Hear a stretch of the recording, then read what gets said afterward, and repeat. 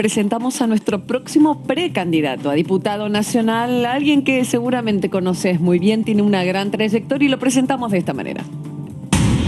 Hoy, Claudio Lozano, licenciado en Economía, exdirector del Banco Nación. En 2003, asumió como diputado nacional por la ciudad de Buenos Aires. Fundó el Frente Amplio Progresista en el año 2011, partido con el que llegó a ocupar una banca en el Congreso Nacional como diputado. Hoy es precandidato a diputado nacional por el Frente de Todos.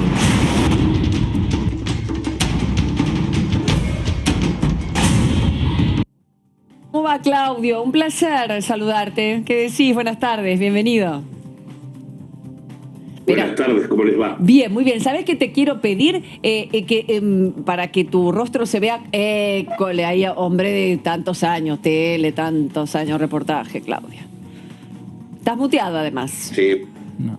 ¿Cómo? Ahí está, ahí se te escucha bien, porque estabas muteadito, ahora estás bien. Volviendo al ruedo, Bien. acá por la cámara, Claudio. Bueno, vamos a ver si volvemos o no. Estamos acompañando la experiencia de la lista, vamos a ver cómo se dan las cosas, pero fundamentalmente tratando de garantizar las condiciones políticas que creemos son imprescindibles para poder enhebrar en la Argentina un futuro mejor, ¿no? En ese sentido, participamos de la experiencia del Frente de Todos desde nuestro partido, Unidad Popular. Sí. Y bueno, con la intención de aportar nuestras propuestas y nuestras definiciones en esta dirección.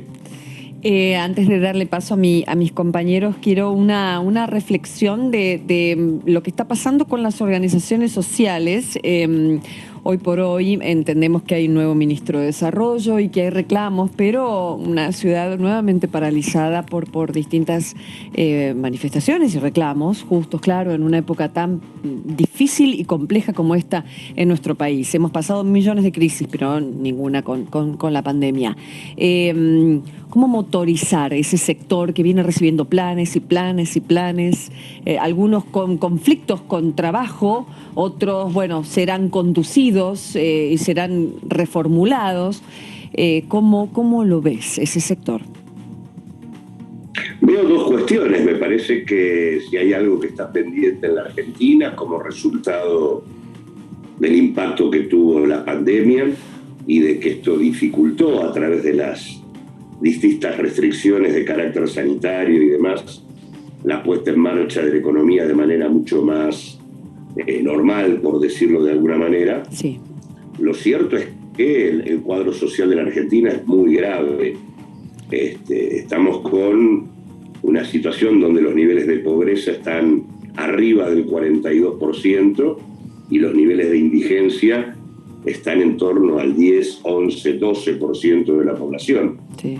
En este sentido, nadie se puede asombrar demasiado si sistemáticamente, una y otra vez, reaparecen niveles de conflicto, de movilización y de cuestionamiento, que de alguna manera también estaban, dicho de algún modo, silenciados, porque el contexto de pandemia también limitaba la posibilidad de la movilización. Hoy hay una combinación entre, por un lado, se relajan las restricciones sanitarias, porque la vacunación avanza, y por otro lado, el cuadro social no ha mejorado, claro, en línea con la necesidad de la población. En ese marco se da una situación que requiere respuestas, y ahí nosotros venimos planteando que acá se necesita plantear una estrategia nueva de garantizar ingresos a la población en situación de informalidad y desempleo. Claro. Lo estamos planteando hace rato. Creemos que el sistema de planes vigentes debe ser reformulado, y venimos insistiendo en la necesidad de un ingreso básico universal para toda la población entre 18 y 65 años, equivalente a la línea de indigencia que presenta hoy el INDEC mensualmente y que para el adulto es de 9.500 pesos. Esto permitiría que esa población, que es la más vulnerable, y estoy hablando aproximadamente de 12 millones de personas, esto es bueno que tengamos magnitud del tema, ¿no? Estamos hablando de 12 millones de personas sobre el total de 26 millones de personas que hay entre 18 y 65 años. 12 millones están en esta situación de informalidad o desocupación. Todas estas personas perciban 9.500 pesos. Esto garantizaría que ningún hogar en la Argentina estuviese por debajo de lo que sería, desde nuestro punto de vista, un umbral de dignidad elemental, que es la canasta de indigencia, es decir, la línea alimentaria, el piso alimentario. Consecuentemente, digo, y es lo evaluemos también de qué estamos hablando, en una Argentina que, si hay algo que la caracteriza, es su manifiesta capacidad de producir alimentos. Estamos teniendo prácticamente un 11% de la población pasando hambre.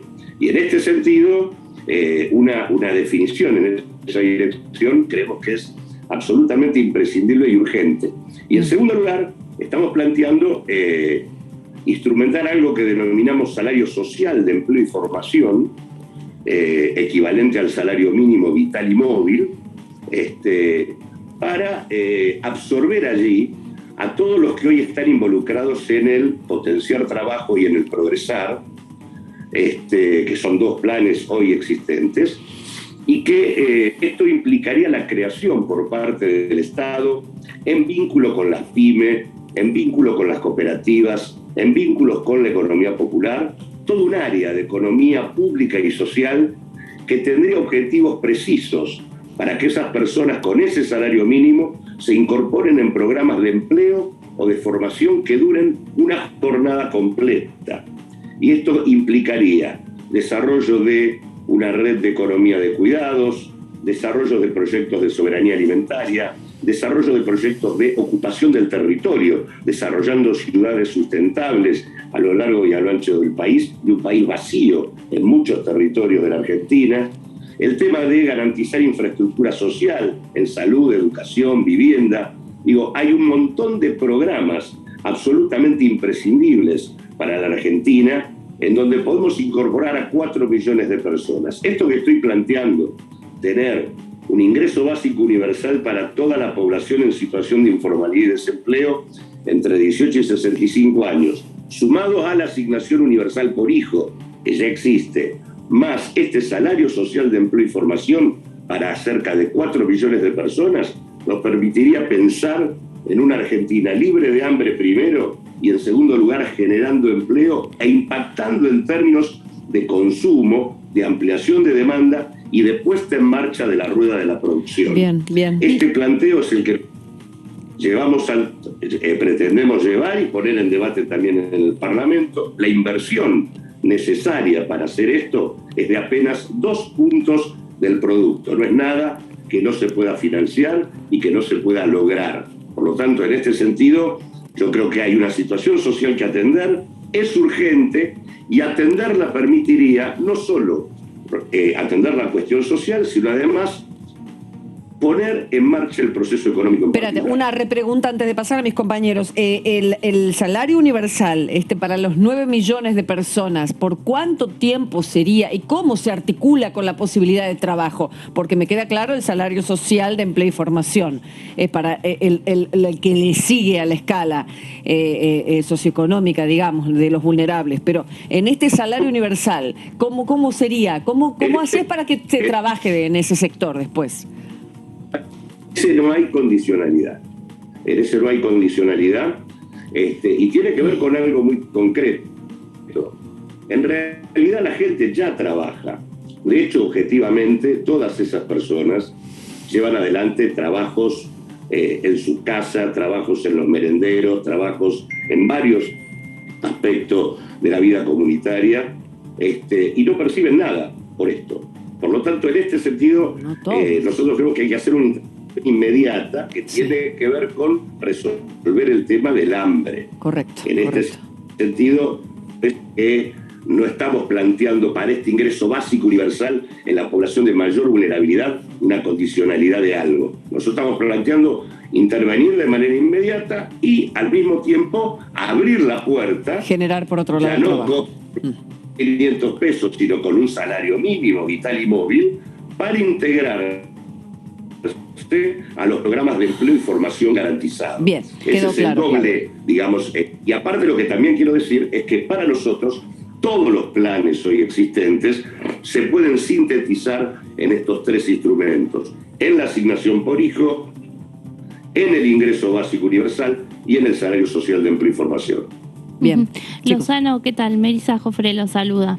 Consultarlo entonces cómo se da este debate dentro justamente del Frente de Todos, ¿no? Y dentro del propio oficialismo, dado que, por ejemplo, este año ya el presupuesto no contempló el IFE y tampoco el ATP, pero sin embargo usted plantea, ¿no?, que es algo que no es difícil de financiar y a lo que se puede destinar el presupuesto.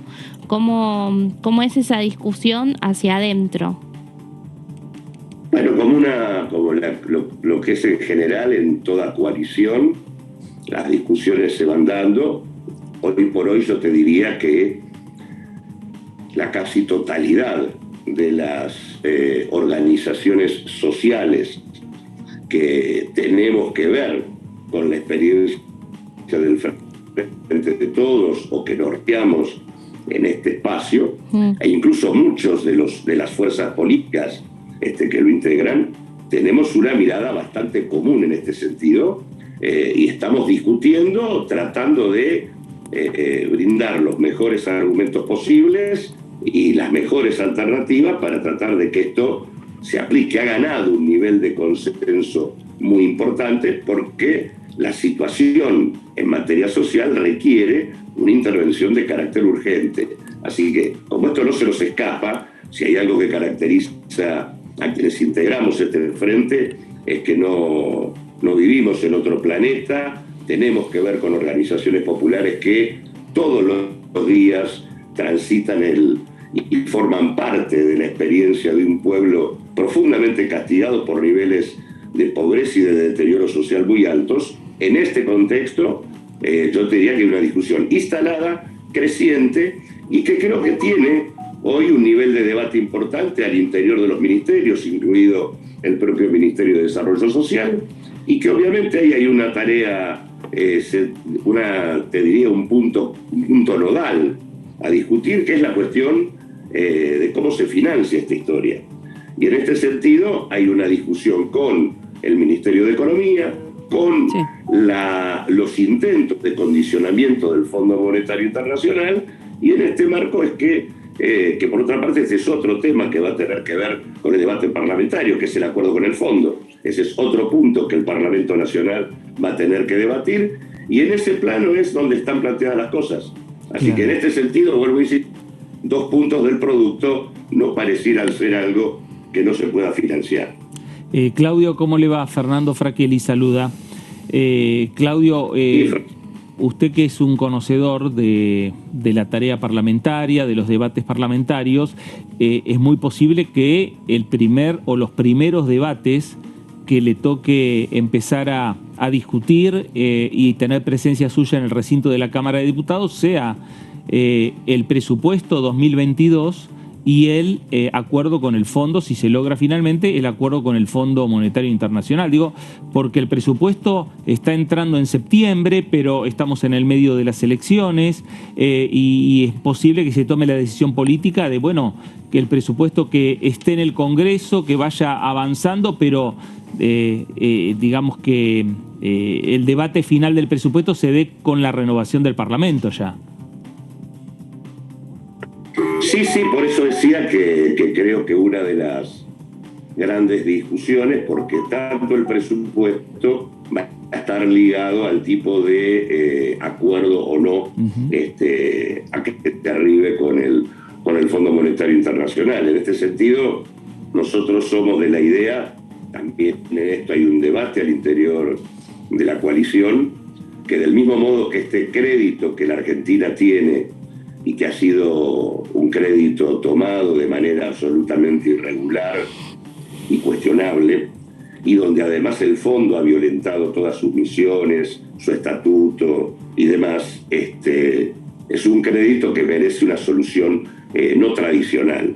El fondo no puede resolver esto como siempre, es decir, con un plan de facilidades extendidas a 10 años. Eso es algo que no le permitiría a la Argentina salir prácticamente del default, nos condenaría a una situación absolutamente agónica en términos de crecimiento y nos condicionaría a la política económica.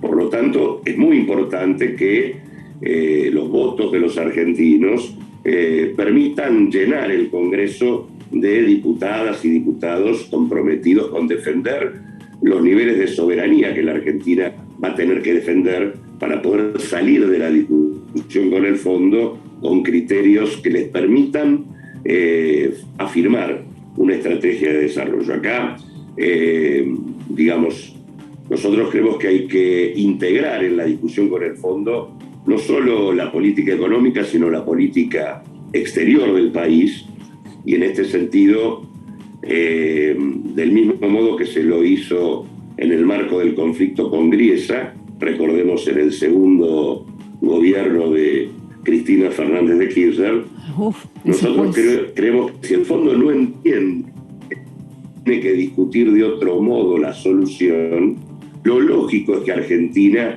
lleve este caso a discutirlo en el seno de Naciones Unidas, donde están los estados mandantes y donde votan no en función de el dinero que aportan, sino cada uno tiene un voto. Y recordemos que hoy hay un mundo que necesita una arquitectura financiera internacional distinta y que necesita un fondo diferente. Mucha acción. Ay, se nos está yendo. Espérate, Claudio, porque Ecuador y demás. Se estaba cortando, pero se entiende hacia dónde ibas, eso de ir a otro estadio para poder hacer un reclamo formal de una nueva arquitectura mundial. No tenemos ni vacunas COVAX, o las tuvimos que rogar, hay continentes enteros que están perdidos en la pandemia. Es un poco tal vez complejo pensar con ahora la situación de Afganistán, con el petróleo que va a subir por las nubes, el hecho de que haya una nueva arquitectura después de la pandemia. Hoy estoy medio pesimista, pero es complejo, es diferente. Sobre todo, que, digo yo, teniendo en cuenta que ahora... ¿Qué cosa? Ya ocurrió, por eso dije, Argentina ya llevó el caso Griesa al seno de Naciones Unidas. Pero es distinta. Y obtuvo un respaldo absoluto. Bueno, eso es bueno, pero la relación... Sí. Utilizó porque Macri ganó las elecciones y decidió pagar todo. Ahora, Argentina podría obtener el mismo respaldo en Naciones Unidas porque la gran mayoría de los países tienen al fondo como problema.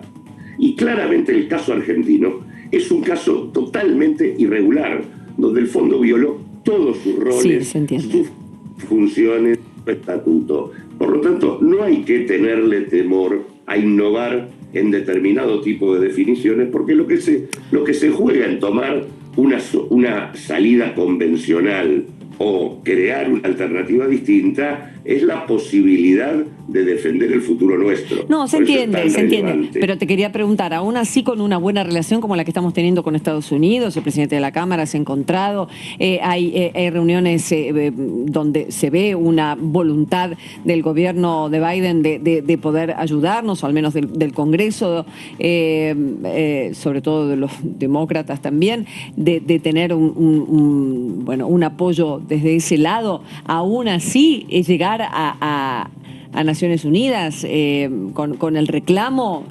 ¿Has hablado con el ministro de Economía, Claudio? He hablado con el presidente de la Nación y con distintos ministros. Puntualmente con el ministro de Economía no. No, pero está al tanto también. Sí, porque claramente tenés ideas y tu bloque tiene ideas, tu sector todavía no, tu bloque tiene ideas concretas de cómo seguir con la política económica, política que lógicamente todos queremos que funcione y que pueda sacarnos de esta situación tan grave. Pero bueno, compleja, la inflación está alta, muy alta todavía. Hay una realidad objetiva, el gobierno está haciendo esfuerzos en este contexto electoral por tratar de reactivar el consumo de la población. Ha puesto en marcha varias medidas, pero otras cosas percibiendo el cuadro social que se vive, la necesidad de reactivar la economía y el hecho objetivo de que con un mercado interno anémico, en donde tenés prácticamente la mitad de la población en situación de pobreza, lo que se termina ahogando es el propio proceso de recuperación económica. Claro. Cuando estoy planteando el tema de la necesidad de este ingreso básico universal, de este salario social de empleo y formación y demás, estoy planteando un modo concreto de colocar fondos en el bolsillo, dinero en el bolsillo de la gente. Esa es la clave de la recuperación de la actividad económica de la Argentina. Y hoy, en un país donde la mitad de la población laboral está en situación de informalidad, no alcanza cotas paritarias para resolver el problema de los ingresos. Porque los asalariados que tienen paritarias son una ínfima minoría respecto al conjunto de la población laboral. Entonces, hoy tenemos prácticamente el 53% de la población que es o asalariado en negro, o cuentapropista informal, o desocupados. Entonces, en este sentido, tratar de llegar con recursos a esta población implica hacer un shock de consumo que permita impactar sobre una Argentina que tiene hoy capacidad productiva disponible, ociosa, y que puede ponerse en funcionamiento. Esta discusión implica hacer el ingreso universal, pero implica una discusión con el fondo para tener margen de política económica para llevarlo adelante. Por eso es que las dos cosas hay que hacer. Hay que tener un debate con el fondo fuerte y que aproveche el hecho objetivo de que en realidad el fondo violó todas las normas a la hora de prestarle a la Argentina y que es responsable de la crisis argentina. Y por otro lado, en ese marco poder ubicar las mejores políticas internas. Ahora, Claudio, otra pata me parece importante. ¿Cómo ves en esta discusión a la oposición? Bueno, depende de quién me hables, pero si hablamos de Juntos por el Cambio, obviamente los veo, por lo menos en términos de sus principales figuras, ubicados en un planteo distinto, y de hecho además objetivamente están directamente involucrados en buena parte de los problemas que hoy tenemos que resolver. Digamos, la pandemia neoliberal fue el preludio de la pandemia que empezamos a transitar luego. Así que en este sentido, y los veo además con una escasa vocación autocrítica, en el sentido de que lo único que se escucha por parte de ellos es que si tuvieran la posibilidad de volver a hacer las cosas harían lo mismo, pero más rápido. Con lo cual, francamente, una reflexión de esa naturaleza lo único que indicaría es que estarían chocando la calecita muchísimo antes de lo que pasó, que prácticamente en 2 años, en el 2018, Macri tuvo que ir al fondo poniendo a la Argentina en default y trayendo este crédito maravilloso que hoy nos tenemos que sacar de encima. Así que me parece que en ese sentido es una oposición que atrasa, que sigue mirando para atrás y que no propone soluciones para adelante, digamos. Me parece que nosotros tenemos, a mí no me gusta hablar de la pospandemia todavía, lo digo con total honestidad. Creo que el mundo está complicado en ese sentido. Por esto que vos decías, Karin, la verdad que las vacunas para los millones que integran el mundo y que están afectados por una pandemia, porque una pandemia es algo a nivel de escala planetaria, en realidad las vacunas, tenemos la suerte de que la Argentina sea uno de los 20 países que está avanzando en un proceso de inmunización masiva, pero la gran mayoría del mundo no está viviendo esto. Y eso hace que la vacunación mundial vaya por detrás del virus, y como va por detrás del virus, el virus muta, y cada tanto nos enteramos de una cepa nueva, y consecuentemente se complica la posibilidad de resolver el tema. Acá se necesita abrir la mirada y entender que esta pandemia nos plantea desafíos importantísimos para poder modificar una sociedad que está funcionando mal.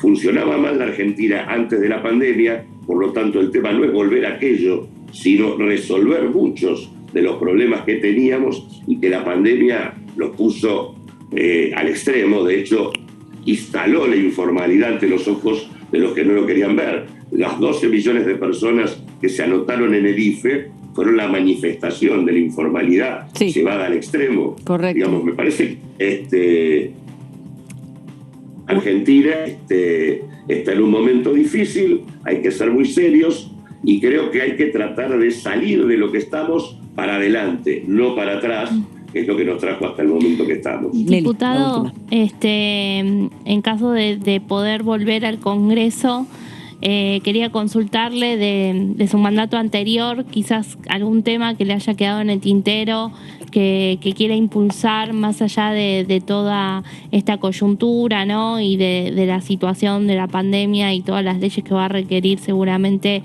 el gobierno de acá a 2 años. Si hay algún tema en particular que usted quisiera poder trabajar. Hay muchos temas. Te diría que esto que estamos planteando sobre el ingreso básico universal lo planteábamos de otro modo ya en ese momento. De hecho, nosotros fuimos uno de los promotores de lo que hoy se conoce como asignación universal por hijo. La empezamos a plantear allá por el 2000, 2001. Bueno, en el 2009 se aprobó, pero ciertamente siempre hemos sido proclives a entender que el cuadro laboral y social de la Argentina nos mostraba una situación nueva y que requería de instrumentos nuevos de política. Pero hay otro gran tema que a mí me parece que es clave, y es que están finalizando hoy, en este tiempo, todas las concesiones y privatizaciones de los 90. Todo lo que tiene que ver con puertos, concesiones que tienen que ver con el sistema energético. Todo esto plantea un debate sobre la cuestión del Estado. Me parece que hay un debate que dar sobre el Estado que necesitamos y que me parece que además está puesto al orden del día. Hay un tema que ha sido de discusión, por ejemplo, el tema de la hidrovía y qué se hacía con ese punto, que casualmente es una de las concesiones que termina, y hoy estamos viendo la bajante más extrema del río Paraná. Es una bajante que no es hija de la casualidad, es hija del desastre ambiental, y uno de los desastres ambientales tuvo que ver con el mantenimiento del dragado y el balizamiento del río Paraná en manos de la actividad del consorcio privado de la empresa belga y del grupo EMEPA, sin ningún contralor por parte del Estado. Claramente aparece ante los ojos de todos ahora el hecho de que no haber tenido control sobre estas cuestiones hace que hoy la bajante del Paraná esté amenazando todo el comercio exterior de la Argentina por las dificultades que eso plantea. Pero del mismo modo que digo esto, lo digo con el tema del ferrocarril para el transporte de cargas, lo digo por el tema de los puertos, lo digo por la discusión del sistema energético.